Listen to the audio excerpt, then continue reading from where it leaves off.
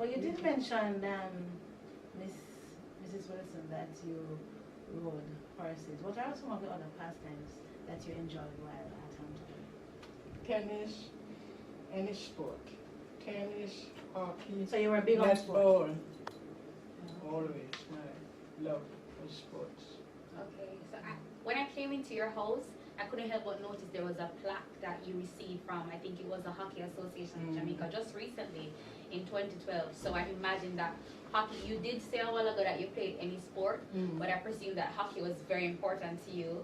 So having gotten that, is there any sort of relationship between, you know, you receiving the award in this time and, you know, does it date back to your time when you used to play hockey at Hampton? I would say so, because from I came to Kingston, I looked for a team to play with. And I played hockey, and next thing I was a member of the national team. Okay, great. Next thing I was the president. Okay, And good. so it went, you know. So, and you played hockey at Hampton, like, as part of the sporting team? Just as part of the curriculum. So what were some of the, as in, because we didn't, in my time, we didn't have hockey. So, you know, who were some of the schools that you played against, and were they Very anything few interesting to know? schools, very few schools. St. Hilda's in Brownstown. There was a school in Mandeville called Brampton. It was a private secondary school. They played hockey, but we never played against them. And so the schools that played hockey, it's because they had English gamesmistresses, and they brought hockey out Okay. here. Alright, I'm going to go back to when you had, because it's something I want to ask you to compare it to my personal experience. You said to go to Hampton in those days when education wasn't free, you had to get a scholarship. For me, I didn't really think along those lines. I remember my father saying from I was 3 years old, I wanted to go to Hampton. I didn't know where Hampton was, just knew it was in St. Elizabeth because I'm also from St. Elizabeth. So I was very elated in our time with the GSAT. So I was blown away the first time when I stepped into Hampton School, seeing all the ladies coming off the bus. I was a boarding student, they were day students. What was your first impression when you came to Hampton that first day at school? I don't really remember. But I can Maybe I'll understand. push it Asking a lot of I'm okay, in all fairness, maybe I'll... But Mrs. Wilson, Dainalyn mentioned that she did the GSAT. I did the common entrance to be afforded my place in Hampton.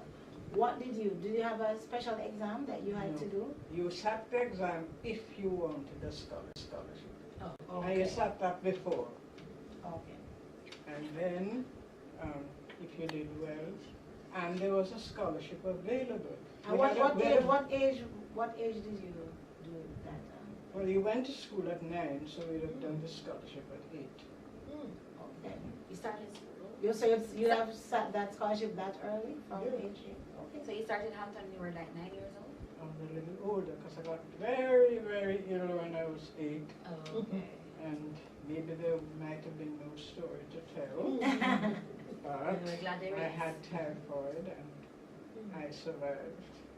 But I didn't remember until a friend told me that I had to go to school in the Easter term.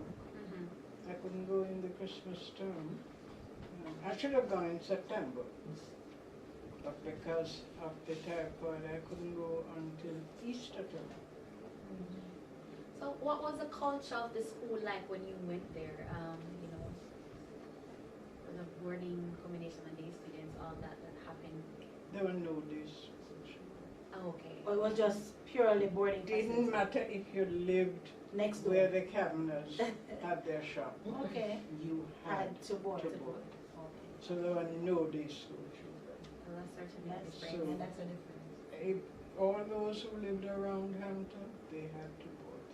So do you remember any of the students that you went to school with? Do you remember any? Well, there's a picture just behind you, you know. Oh, really? Oh, Okay. another one. Okay. Which was taken in 36. The first person, he came from England and he said we could do a panoramic picture. So we were taken.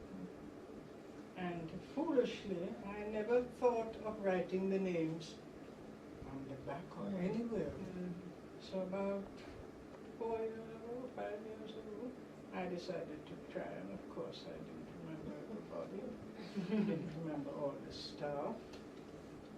And going to church one morning, there was an old girl there, and we were there chatting, and I told her what I'd been doing, and she said, oh, we are going down to lunch today. To an old girl. She was Margaret Calder, and she married a sharp. And she said, we'll ring them and tell them we're bringing. So the picture went, and I went, and she filled in some other names. And it's funny, she remembered all this stuff, and I had forgotten some of this stuff.